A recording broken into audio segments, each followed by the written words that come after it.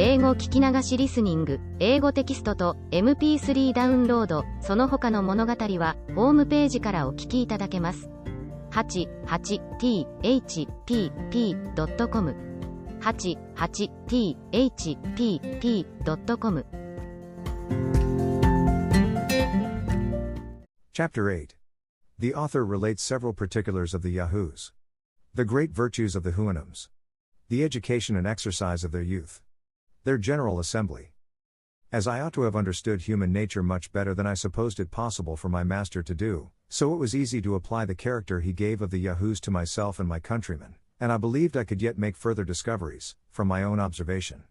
I therefore often begged his honor to let me go among the herds of Yahoos in the neighborhood, to which he always very graciously consented, being perfectly convinced that the hatred I bore these brutes would never suffer me to be corrupted by them, and his honor ordered one of his servants, a strong sorrel nag, very honest and good-natured, to be my guard, without whose protection I durst not undertake such adventures. For I have already told the reader how much I was pestered by these odious animals, upon my first arrival, and I afterwards failed very narrowly, 3 or 4 times, of falling into their clutches, when I happened to stray at any distance without my hanger. And I have reason to believe they had some imagination that I was of their own species, which I often assisted myself by stripping up my sleeves, and showing my naked arms and breast in their sight, when my protector was with me. At which times they would approach as near as they durst, and imitate my actions after the manner of monkeys, but ever with great signs of hatred, as a tame jackdaw with cap and stockings is always persecuted by the wild ones, when he happens to be got among them. They are prodigiously nimble from their infancy. However, I once caught a young male of 3 years old, and endeavored, by all marks of tenderness, to make it quiet, but the little imp fell a squalling and scratching and biting with such violence, that I was forced to let it go, and it was high time, for a whole troop of old ones came about us at the noise, but finding the cub was safe, for away it ran, and my sorrel nag being by, they durst not venture near us. I observed the young animal's flesh to smell very rank, and the stink was somewhat between a weasel and a fox, but much more disagreeable. I forgot another circumstance, and perhaps I might have the reader's pardon if it were wholly omitted, that while I held the odious vermin in my hands, it voided its filthy excrements of a yellow liquid substance all over my clothes, but by good fortune there was a small brook hard by, where I washed myself as clean as I could, although I durst not come into my master's presence until I were sufficiently aired. By what I could discover, the Yahoos appear to be the most unteachable of all animals, their capacity never reaching higher than to draw or carry burdens.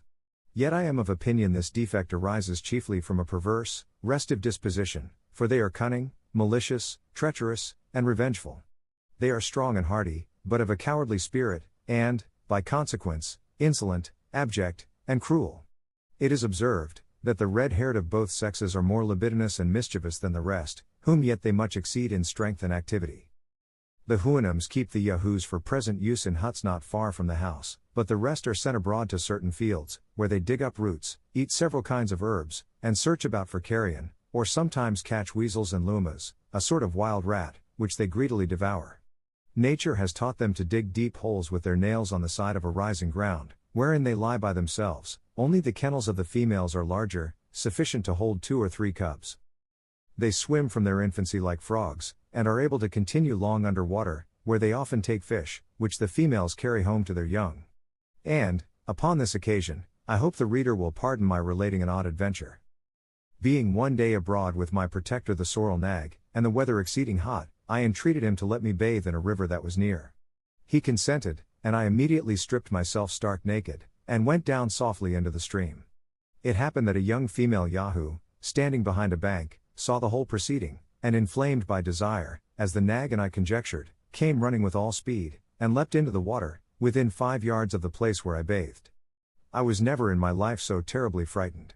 The nag was grazing at some distance, not suspecting any harm. She embraced me after a most fulsome manner. I roared as loud as I could, and the nag came galloping towards me, whereupon she quitted her grasp, with the utmost reluctancy, and leapt upon the opposite bank, where she stood gazing and howling all the time I was putting on my clothes. This was a matter of diversion to my master and his family, as well as of mortification to myself. For now I could no longer deny that I was a real Yahoo in every limb and feature, since the females had a natural propensity to me, as one of their own species.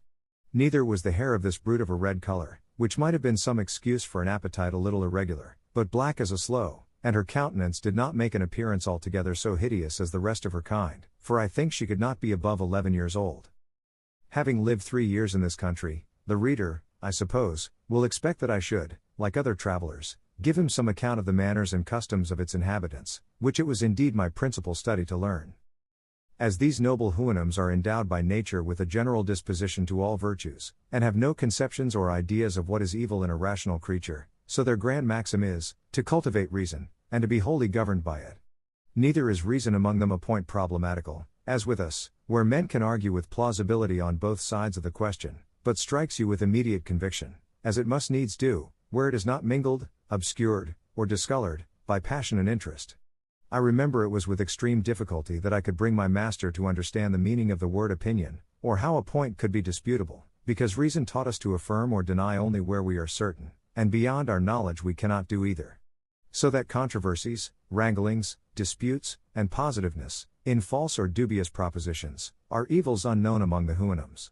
In the like manner, when I used to explain to him our several systems of natural philosophy, he would laugh, that a creature pretending to reason, should value itself upon the knowledge of other people's conjectures, and in things where that knowledge, if it were certain, could be of no use. Wherein he agreed entirely with the sentiments of Socrates, as Plato delivers them, which I mention as the highest honor I can do that prince of philosophers. I have often since reflected, what destruction such doctrine would make in the libraries of Europe, and how many paths of fame would be then shut up in the learned world. Friendship and benevolence are the two principal virtues among the Houyhnhnms, and these not confined to particular objects, but universal to the whole race, for a stranger from the remotest part is equally treated with the nearest neighbor, and wherever he goes, looks upon himself as at home. They preserve decency and civility in the highest degrees, but are altogether ignorant of ceremony. They have no fondness for their colts or foals, but the care they take in educating them proceeds entirely from the dictates of reason. And I observed my master to show the same affection to his neighbor's issue, that he had for his own. They will have it that nature teaches them to love the whole species, and it is reason only that makes a distinction of persons, where there is a superior degree of virtue.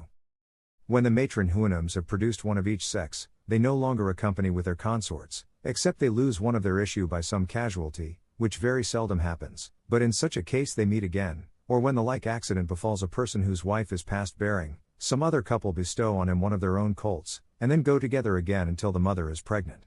This caution is necessary, to prevent the country from being overburdened with numbers. But the race of inferior Houyhnhnms, bred up to be servants, is not so strictly limited upon this article. These are allowed to produce 3 of each sex, to be domestics in the noble families. In their marriages, they are exactly careful to choose such colors as will not make any disagreeable mixture in the breed.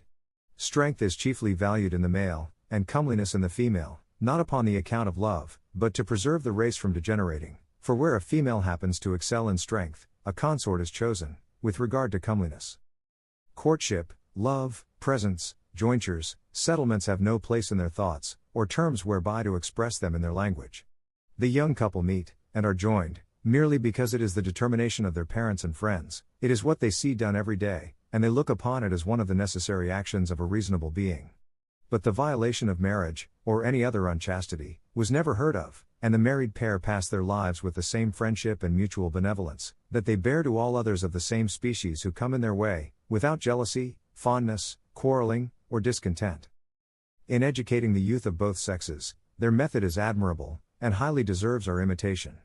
These are not suffered to taste a grain of oats, except upon certain days, till 18 years old, nor milk, but very rarely, and in summer they graze 2 hours in the morning, and as many in the evening, which their parents likewise observe, but the servants are not allowed above half that time, and a great part of their grass is brought home, which they eat at the most convenient hours, when they can be best spared from work.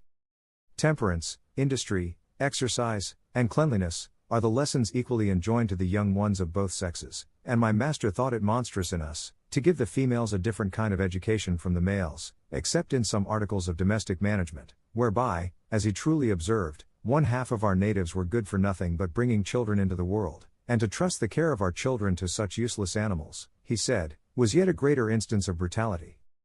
But the Houyhnhnms train up their youth to strength, speed, and hardiness, by exercising them in running races up and down steep hills, and over hard stony grounds, and when they are all in a sweat, they are ordered to leap over head and ears into a pond or river.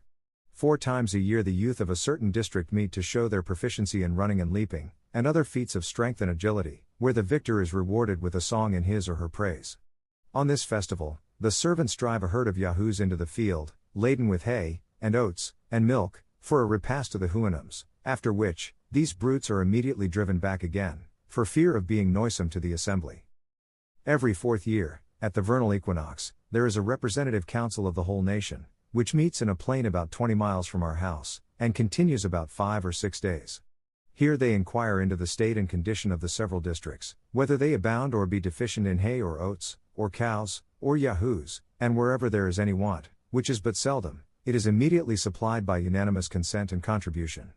Here likewise the regulation of children is settled, as for instance, if a Houyhnhnm has 2 males, he changes one of them with another that has 2 females, and when a child has been lost by any casualty, where the mother is past breeding, it is determined what family in the district shall breed another to supply the loss. 英語聞き流しリスニング、英語テキストと MP3 ダウンロード、その他の物語は、ホームページからお聞きいただけます。88thpp.com 88thpp.com